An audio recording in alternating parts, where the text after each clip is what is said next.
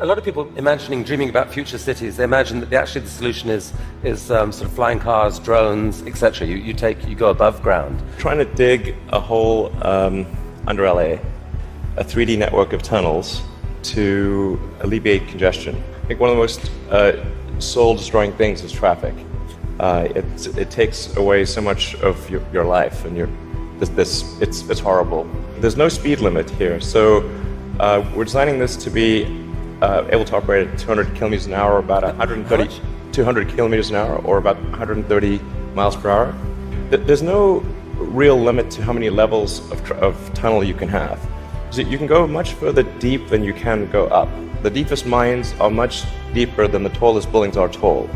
I mean, you started Tesla with the goal of persuading the world that electrification was the future of cars. Yes, cross country from LA to New York by the end of the year, fully autonomous. By the end of the year, you're saying someone's going to sit in a Tesla without touching the steering wheel, tap in New York, off it goes, won't have to ever touch the wheel by the end of 2017. We should be able to go from all the way from a parking lot in California to a parking lot in New York, no controls touched at any point during the entire journey. So this is allowing you to dream of this really ambitious idea of sending like many people to Mars in 10 or 20 years time, I guess. In the next 20 years. And you've designed this outrageous rocket to do it. Help us understand the scale of this thing. Well, I think visually you can see that's person, the thrust equivalent of 120 747s with all engines blazing. This can take a fully loaded 747 with maximum fuel, maximum passengers, maximum cargo on the 747.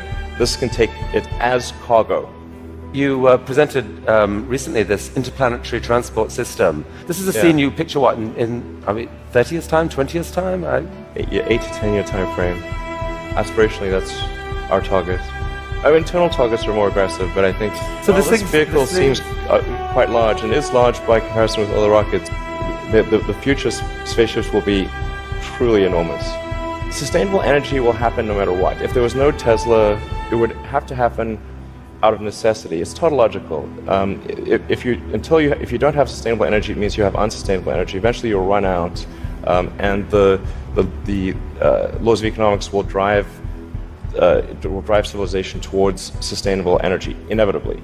The fundamental value of a company like Tesla is the degree to which it accelerates the advent of sustainable energy faster than it would otherwise occur. In 1969, we were able to send somebody to the moon. Then we had the space shuttle. The space shuttle could only take people to low Earth orbit. Then the space shuttle retired, and the United States could take no one to orbit.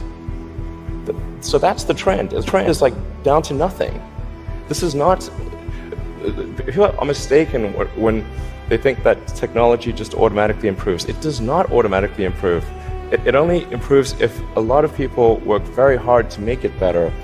And actually, it will, I think, by itself degrade, actually. Look at the future from a standpoint of the probabilities. It's like a branching stream of probabilities. And there are actions that we can take that affect those probabilities, or that accelerate one thing or slow down another thing, introduce something new to the probability stream.